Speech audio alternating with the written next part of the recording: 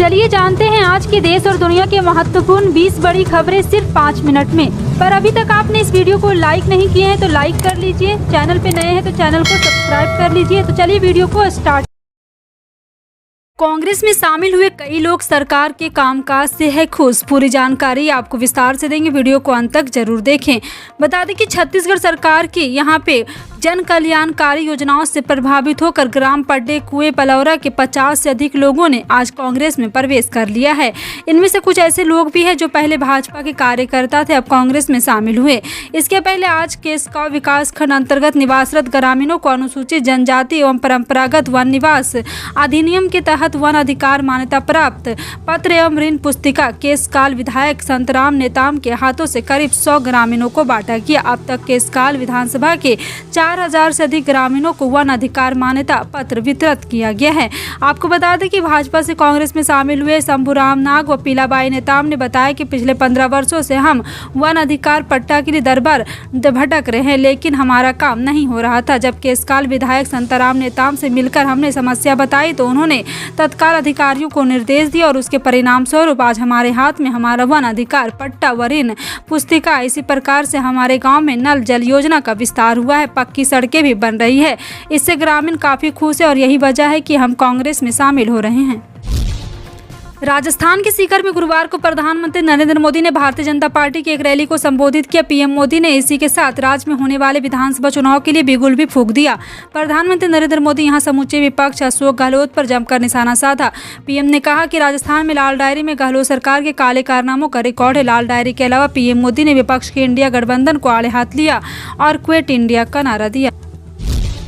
कर्नाटक के उप मुख्यमंत्री डीके शिव कुमार का एक बयान राज्य में कई तरह की अटकलों को जन्म दे रहा। अपने पार्टी के विधायकों से बात करते हुए डीके शिव कुमार ने मजाक के अंदाज में कहा है कि इस साल हम विकास नहीं करवा सकते हैं। विधायकों की समस्या को लेकर दिए गए इस बयान को राजनीतिक हलकों में कई तरह से लिया जा रहा है। दरअसल कर्नाटक में कांग्रेस के विधायकों ने डिप्टी सीएम के आगे अपनी समस्याओं को रखा है। इनमें से एक मुद्दा यह भी था कि उनके कार्यक्षेत्र में विकास कार्यों के लिए फंड जारी किया जाए। साथ ही मंत्रियों से संपर्क नहीं हो पा रहा तो उनसे भी बातचीत करवाई जाए। बीजेपी मिशन 2024 को फतह करने की तैयारी में जुट गई। यूपी और बिहार में जातीय आधार वाले छोटे दलों को एनडीए खेमे में लेने के बाद अब बीजेपी विपक्षी दलों के सबसे बड़े कोर वोट बैंक मुस्लिमों को साधने की रणनीति पर काम कर रही। मुसलमानों के ओबीसी तबके यानी कि पसमानदा मुस्लिमों को जोड़ने के लिए बीजेपी स्नेह संवाद यात्रा पर काम कर रही है। इसके लिए बीजेपी के मुस्लिम नेता ही पसमानदा स्नेह संवाद यात्रा शुरू कर रहे हैं। इसी संवाद यात्रा के बहाने बीजेपी नेता मुस्लिमों को घर घर जाकर उनके दिल में पीएम मोदी के लिए जगह बनाने की कवायद करेंगे।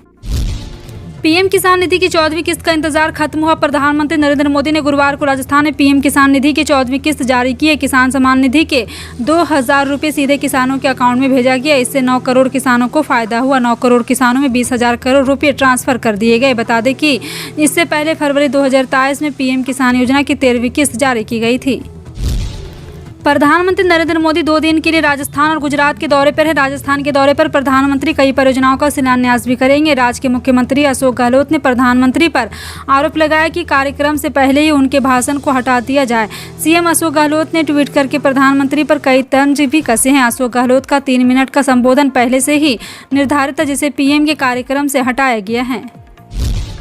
मुंबई में भारी बारिश के चलते मौसम विभाग ने गुरुवार को रेड अलर्ट जारी किया। वहीं भारी बारिश की चेतावनी के बीच मुंबई यूनिवर्सिटी ने गुरुवार को होने वाली सभी परीक्षाएं स्थगित कर दी है। मौसम विभाग ने मुंबई और उपनगरों में भारी बारिश तथा अलग अलग स्थानों पर भारी बारिश की संभावना व्यक्त की है। विभाग ने 24 घंटे में 45 से 55 किलोमीटर प्रति घंटे की रफ्तार से तेज हवा चलने वाले अनुमान जताए हैं। सिक्किम की सरकार ने मैटरनिटी लीव को लेकर एक बड़ा फैसला लिया है। राज्य में मां बनने वाली महिलाओं को 12 महीने की छुट्टी दी जाएगी। सिक्किम के मुख्यमंत्री प्रेमसिंह तमांग ने ये ऐलान किया। इसके अलावा बच्चे के पिता को भी 1 महीने की छुट्टी देने का प्रावधान है। मुख्यमंत्री ने बताया कि जल्द ही इसे लेकर नियमों में बदलाव किया जाए और राज्य में इस योजना को लागू करेंगे, जिससे राज्य की हजारों महिलाओं को फायदा होगा। सिक्किम राज्य सिविल सेवा अधिकारी संघ की वार्षिक आम सभा को संबोधित करते हुए सिक्किम की सीएम तमांग ने कहा कि इससे सरकारी कर्मचारियों को अपने बच्चे और परिवार की बेहतर देखभाल करने में मदद मिलेगी। अगले साल होने वाले लोकसभा चुनाव में अब महज कुछ ही महीनों का समय बचा है। आम चुनाव नजदीक आने से पहले सभी राजनीतिक दल तैयारी में जुट गई, जिसको लेकर देश के सियासी तापमान में भी तेजी हो गई है। एक तरफ जहां विपक्षी पार्टियां एकजुट होकर चुनाव लड़ने पर सहमति जताई, वहीं बीजेपी की गठबंधन एनडीए भी पीएम मोदी के नेतृत्व में अपनी तैयारी तेज कर दी। इस बीच दिल्ली और बिहार की लोकसभा सीटों को लेकर एक सर्वे किया गया। इसके नतीजे दंग करने वाले हैं। विपक्षी गठबंधन इंडिया का प्रतिनिधिमंडल जल्द ही हिंसा प्रभावित मणिपुर का दौरा करेगा। दौरे की नई तारीख तो अभी सामने नहीं आई, लेकिन फिलहाल यह तय हो गया है कि यहां पे इस डेलीगेशन की कमान उन दलों के पास होगी जिनका मणिपुर में प्रभुत्व है। रक्षा क्षेत्र में आत्मनिर्भरता की दिशा में भारत बड़ी छलांग लगाने जा रहा है। भारत स्वदेशी त्रिस्तरीय लंबी दूरी के सतह से हवा में मार करने वाली मिसाइल रक्षा प्रणाली विकसित करेगा। यह प्रणाली दुश्मन के विमान और मिसाइलों को 400 किलोमीटर दूर मार गिराने में सक्षम होगी। रक्षा सूत्रों ने बताया कि स्वदेशी रक्षा प्रणाली को विकसित करने का प्रस्ताव रक्षा मंत्रालय में अंतिम चरण में है और जल्द ही इसे मंजूरी प्रदान कर दी जाएगी। फिलहाल आपका इन सभी खबरों पर क्या कहना है, कमेंट सेक्शन में टाइप करके ज़रूर बताएं। इसी तरह की पल पल की अपडेट जानने के लिए जुड़े हैं आप अपने NTS न्यूज़ चैनल से। मिलते हैं अगली बड़ी खबर में, तब तक के लिए जय हिंद।